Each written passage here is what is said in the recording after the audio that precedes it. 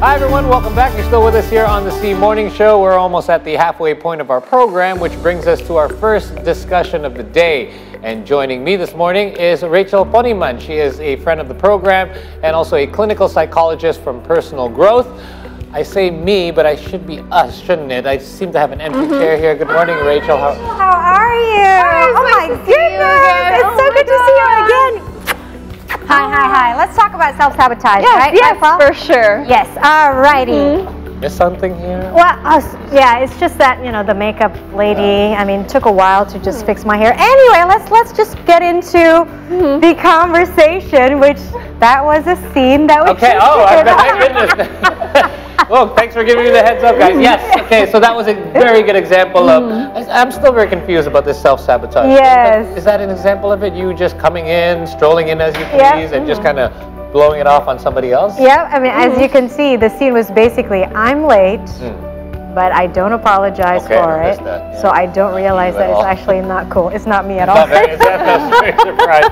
And our makeup and wardrobe is great, by the way. Yes. Nothing wrong with them. Nothing wrong with anyway, them. Good morning, Rachel. Good morning. It's nice to see you both again. Nice to see you again. Yes. So, Paul's wondering, right? Self-sabotage. I think I'm familiar with a little bit of the concept, but let's learn together. What is self-sabotage, and what did you see from that interaction earlier? Yeah.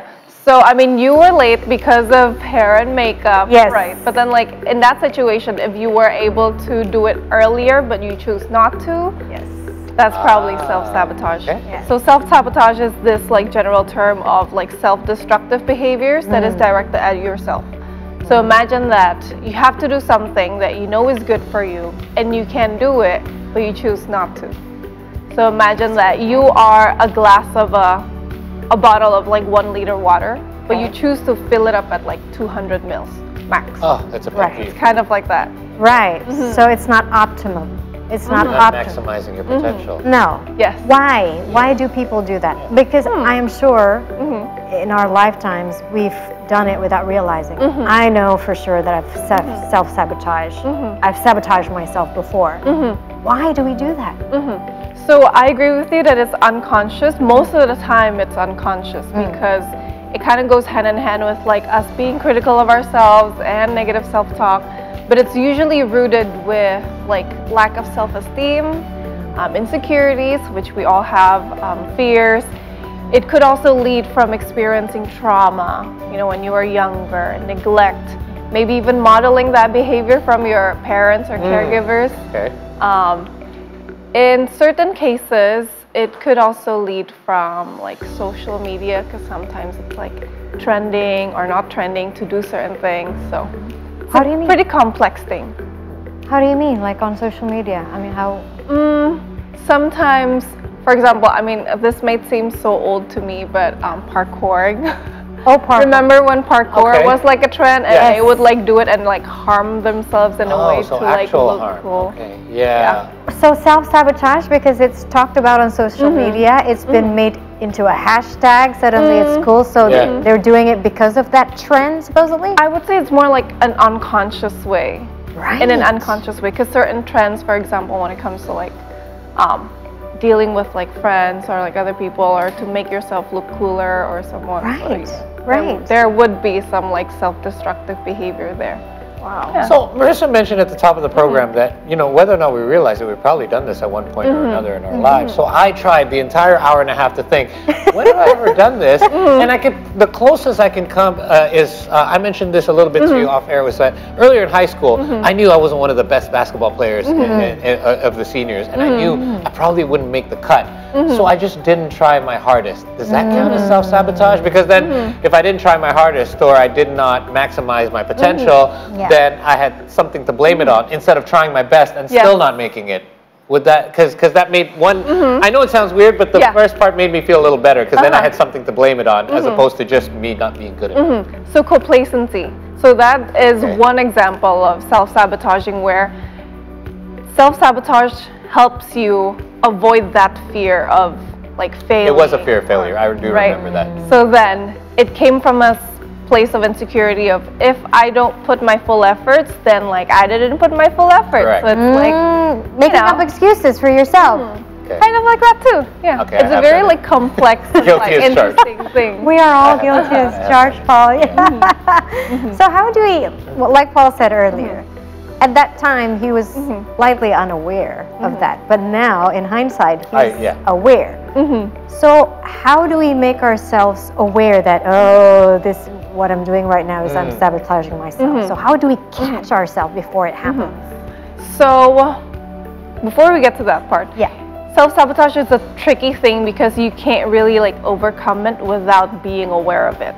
You cannot overcome it without being aware of it. So you have to be aware first. You have to be aware first. So for people that maybe do not realize yet, their self-sabotage behaviors, you may want to, take a step back and kind of like observe yourself and your behavior in different situations in your life. For example, maybe at work or at school, or when you're like with your girlfriends or guy friends, try to be aware of the moment and like how you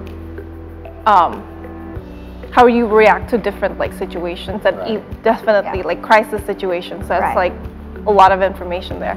So after you're aware, try to ask yourself like, why am I doing this? What am I avoiding? What am I like scared of? Why am I doing this self-sabotage? What purpose does it serve?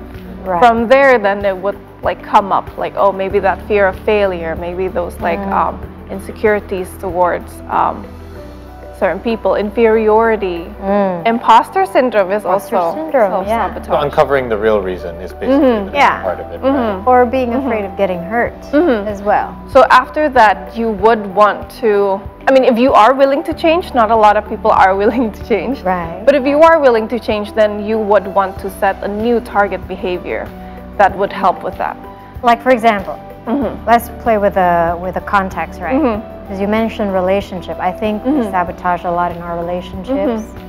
For example, there's this person who is basically afraid of forging a new relationship because this person is afraid of getting hurt.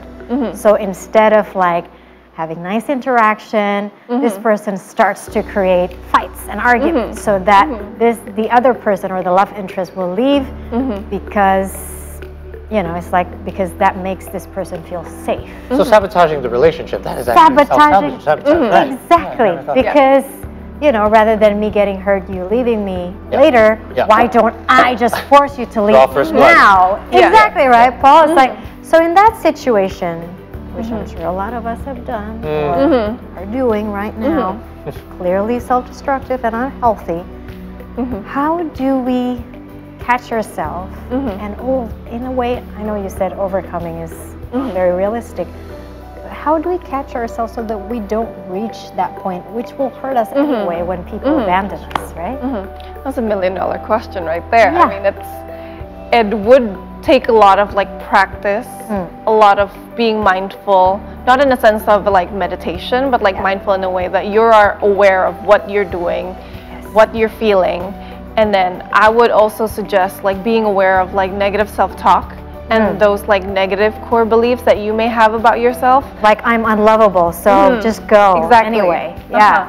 So when you notice, when you are able to catch yourself saying that to yourself, alter it and make a more neutral like belief. How would you say that? If there's this negative self-talk at the moment, I'm just so unlovable, that's why it's like, might as well just like not have any relationship. So one trick is to actually find evidences. So like you can lawyer it up and see like who will win. Like is that thought like valid or is it invalid? Like what evidences would support that? That's actually CBT, and I like really love that a lot. Yes, I mean it is a pretty like logical way of looking at makes it. Sense, right? You make it makes sense. Makes sense. Sometimes some people are really like adamant about their negative self-talk. Oh, I am unlovable because I'm difficult. See, it's like they even go even further into the rabbit hole of negativity. Maybe because holding to that negative thought serves them a purpose, serves them a sense of security and comfort. If I am lovable and I'm still denied, that would hurt even more. You know what? I just I'm guilty twice, because now you just made me remember another time I self-sabotaged because you mentioned relationships. I never actually linked the two, but I never liked to be the one to break up with someone. So years and years ago, when I was just in a dating relationship, instead of doing the breaking up and having to hurt someone, I guess I kind of self-sabotaged a relationship and made the other person break up with me. And that makes sense, doesn't it? And it's interesting that you said some people may not want to change, because if you asked me if I would do the same thing at that time, I probably would, because at that time that's who I was. Yeah. Probably wouldn't be now. You were much younger. Exactly. So there you go. So it does take you wanting to change. Now, we mentioned relationships, but another place that has relationships, but not necessarily intimate ones, is the workplace. Yes. So how and why does one self-sabotage in a workplace? Because I always think that don't we want to do our best when we're at work and maximize our potential? I agree. Right. I think it could be in forms of, for example, you were given the opportunity to take more responsibilities, to move to a higher position. Yes. Okay. But maybe there is like imposter syndrome or like perfectionism. Okay. So like then, a fraud if I take this position, right? Yeah, Yeah. I'm not good enough. Yeah. yes, Yeah. like, am I worthy? Probably someone else is like better than me. Maybe they should take it. Or maybe there's like, oh, if I do something wrong in that position, that's like a harder fall. So then I don't take it instead. Okay. I don't take it at all. It can be in forms like that. Okay. All right. Well, isn't that interesting, Paul? Yeah. Well, What questions? I have one last question, because it refers more to children. Is this something that starts to appear? Because again, I remember these situations when I was in high school. Does this kind of thing, self-sabotaging, start to form, start to take root when you're younger? And how can we avoid having our children start to self-sabotage at an early age? Yes. So I mean, everything I feel like starts from a young age. Yeah. So especially if children, when they are younger, you know, like 10 years younger, I'd say, they learn the most by modeling from their parents. Okay. So if you are parents yourselves, which I know you guys are, be careful of how you speak to yourself in front of your children, because they will copy that. That's true. You know, if you were to say that, oh, I did that like poorly, and they would probably copy that too. When maybe when they get older. That's true, because I know a person who, if he makes a mistake, he will just immediately say, "Oh, that was very stupid of me." And I said, "Is that the voice of your parent? I mean, did your parent used to do that to themselves, and then, or probably to you as well, and that's why you do that?" It's like, "Oh, you're right. Yeah. Is that helpful? No, not really. Okay, then." Don't do it. Well, are you a therapist in training? Yes, actually, she's very well written. But it's true, because we're always taught to give positive reinforcements to our children, but we don't necessarily do that to ourselves all the time. Yeah. I mean, it's okay if you do it, but as long as you're doing it like in a healthy way, where you're like not self-sabotaging, but you're like, hey, mommy's also human, and mommy also does mistakes, and that's okay. Yeah. Or daddy makes plenty of mistakes. Oh, well, I'm sure you're trying your best to be a dad of your 3 babies. Yeah, so but again, we don't realize how our behavior actually does.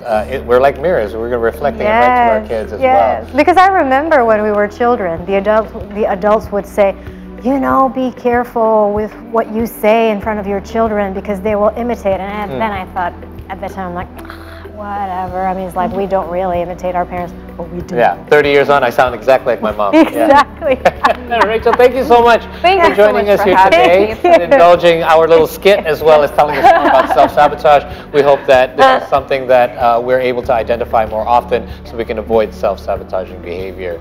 Anyway, we're going to take a short break here on the program, but in case you did join us late, we're going to bring you some of the latest updates from around the world when we return. Stay with us.